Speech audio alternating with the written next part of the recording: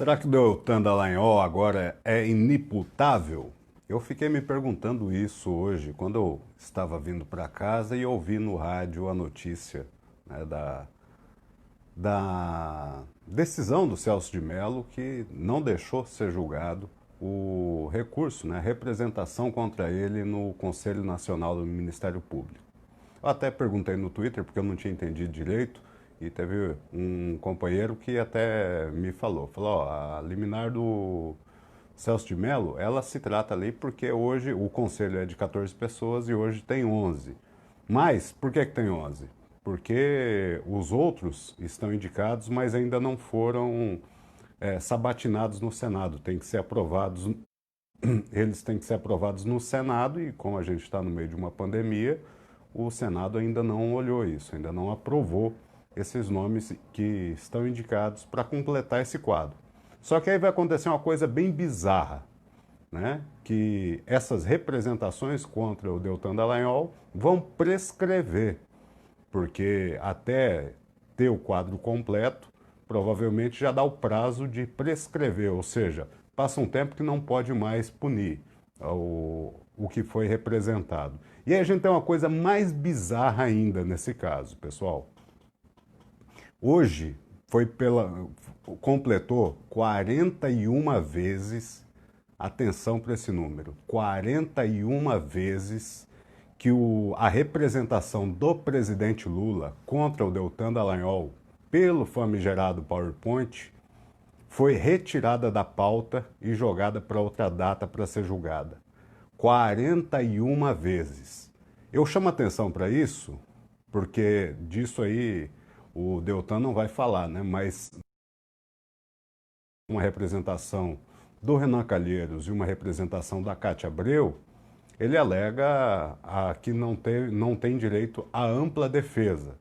Não tem direito à ampla defesa por quê? Porque ele acha que se for julgado hoje com 11 e não com 14, ele provavelmente perde a representação. Mas a gente precisa olhar isso de um outro prisma. O procurador da República, ele não é um cidadão comum, ele é um procurador da República. Quando ele fala pelo Estado. Hoje o Reinaldo Azevedo, eu vim ouvindo no rádio, deu uma aula sobre isso, sobre como essa liminar do Celso de Mello presta um desserviço ao Brasil. Porque ele não fala como um cidadão comum. A liminar do Celso de Mello, em um dos casos, reforça esse ponto, né? Reforça o ponto de que o cidadão tem o direito de dizer, de expressar a sua opinião, tem direito à liberdade de opinião, não pode ser repreendido por conta disso, a liberdade de expressão. Mas Deltan Dallagnol não é um cidadão comum, ele é um procurador da República. Existem carreiras, quando você quer fazer política, você vai para a política.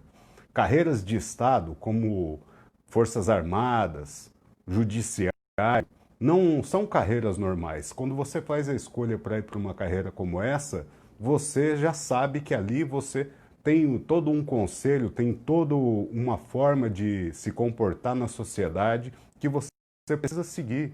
E entre elas está que não cabe a agentes do Estado fazerem comentários políticos. Isso está em uma das representações que foram apresentadas lá, que não foram julgadas e que provavelmente vão prescrever justamente por conta disso. Justamente porque com essa liminar conseguida pelo Deltan Dallagnol no Supremo, inclusive uma decisão que ele cansou de criticar, esse tipo de decisão, cansou de fazer críticas às decisões do Supremo que impediam julgamentos, né?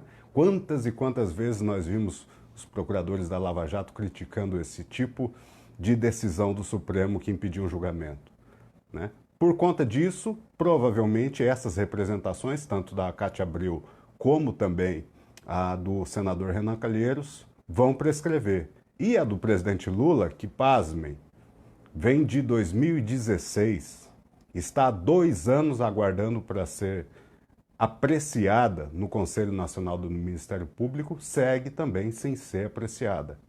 Isso é muito importante a gente discutir porque mostra aí como o judiciário, com essa decisão do Celso de Mello, ele fica enfraquecido enquanto órgão que se autorregula.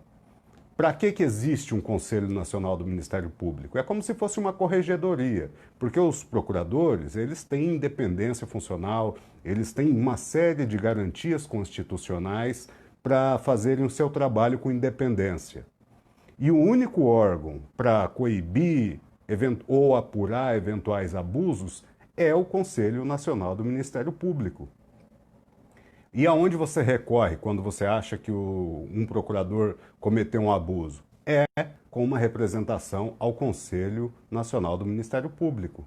E essa decisão do Celso de Mello não deixa que o procurador Deltan Dallagnol seja apreciado lá no Conselho Nacional do Ministério Público, que é o único órgão que seria uma espécie de corregedoria para dizer, falar, não, realmente isso aqui passou dos limites. E ainda tem a outra decisão, que foi do Fux, que também foi ontem, que limpou a ficha da Dallagnol. Ele entrou com uma liminar contra uma condenação que ele tinha tido. Em um processo como esse, ele foi condenado. Ele entrou com uma liminar dizendo que aquela condenação já tinha prescrevido e, portanto, por quê? Porque se ele tivesse uma condenação, uma nova condenação hoje poderia trazer consequências maiores. Ele entrou com um pedido de liminar para o Fux e o Fux retirou, mais uma vez, a representação, limpou a ficha do Deltan Dallagnol. E aí a gente fica assim, assistindo uma decisão como essa, sem pé nem cabeça, inclusive justiça seja feita. Reinaldo Azevedo destruiu essa decisão do Celso de Mello hoje, falando com muita propriedade sobre isso. Eu recomendo quem quiser que vê, eu ouvi no rádio, mas eles sempre transmitem no YouTube, então procura lá na Band News FM, que vale a pena, os primeiros 20 minutos do programa ele falando sobre isso, que vale a pena sim para a gente se aprofundar no tema e ver como a decisão do Celso de Mello é sem pé nem cabeça. Ele até usa um termo que eu peço até licença para também usar. O Celso de Mello, nessa decisão, ele atravessou o samba. Ele atirou num lugar para acertar o outro. Então, a decisão dele, provavelmente uma decisão motivada ali em pôr freios ao Augusto Aras, ao Procurador-Geral da República, mandar recados para o Conselho, mandar recados para a presidência, para o Bolsonaro, etc. Só que, com essa decisão dele, ele enfraquece o próprio Ministério Público, porque, na prática, o que a gente está assistindo, como eu disse aqui, repito, 41 vezes foi retirado da pauta do Conselho apreciar, eu não estou dizendo nem condenar, nem apreciar, ver, falar, ó, tem aqui uma reclamação de um cidadão aqui contra um procurador, que é a representação do presidente Lula contra a apresentação daquele famigerado PowerPoint por parte do Deltan Dallagnol e por 41 vezes o Conselho retirou da pauta, e hoje mais uma vez retirou, né? Por isso inteira 41 vezes, que retirou da pauta para apreciar. E aí daqui a pouco vai acabar prescrevendo também como tantas outras, né? Como essas aí. A grande questão é que essa do presidente Lula pode trazer algumas consequências, mas a representação da Cátia Abreu, principalmente, poderia retirá-lo do comando da Força Tarefa da Lava Jato. E aí a gente tem aí, estamos assistindo esse embate entre Força Tarefa da Lava Jato e Procuradoria-Geral da República, e cá entre nós, aqui entre nós, o que a gente tem que pensar é no que é o certo. Ninguém aqui é contra o combate à corrupção, ninguém aqui é contra investigação, contra desvio de dinheiro. Agora, também a gente não pode passar pano para abusos de pessoas que são representantes do Estado, né? Todo mundo merece um julgamento justo em um juiz natural, que, na minha opinião, não foi o caso do presidente Lula. E no meio desse imbróglio entre os dois, a gente precisa se perguntar, Força Tarefa da Lava Jato Curitiba está completando 6 anos. 6 anos. Força Tarefa é uma coisa que você faz ali, um esforço, porque você tem muita coisa para fazer. Eles estão querendo transformar essa força-tarefa em permanente, porque é isso que a gente pode concluir. Porque até quando vai? Nunca vão dar conta do serviço todo, é isso? É essa conclusão que a gente acaba chegando, que a força-tarefa não vai acabar nunca, porque aparentemente o embate entre os dois é justamente visando prorrogar ainda mais a força-tarefa da Lava Jato de Curitiba. Isso não faz sentido nenhum. A gente não pode ter uma força-tarefa permanente, então não é força-tarefa, é uma instituição, né? Deixa de fazer ali o que caracteriza uma força-tarefa, que é reunir um grupo em volta de resolver um problema específico, seja em qual área for, né? Então, a decisão do Celso de Mello é muito ruim para o Brasil. Mais uma vez, o Supremo, de certa maneira, tomando um lado ali a favor da Lava Jato. Eu não sei exatamente até que ponto isso vai, aos poucos, né, mais uma vez, tirando a credibilidade que a gente tem e tirando o poder, inclusive, do órgão que deveria ser o primeiro a apontar, falando, não, aqui está tudo certo, o procurador agiu bem, o procurador está trabalhando, ou não, dizer, não, aqui realmente houve abuso, porque ninguém mais pode investigar um procurador da República, apenas o Conselho Nacional do Ministério Público. E na prática, com essa decisão de Celso de Mello, junto com a do Fux, a gente tem um procurador da República que se torna inimputável diante do judiciário brasileiro, porque tudo que é apresentado contra ele fica se arrastando por anos, não é sequer apreciado, e o que está para ser apreciado acaba sendo retirado com decisão judicial, e ele não é sequer, né,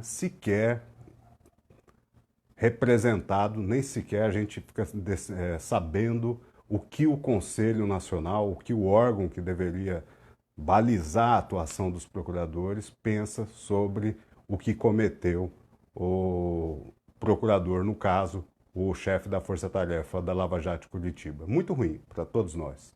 Bom, eu sei que é um tema bem espinhoso, mas como vocês me pagam é para falar de temas espinhosos, né?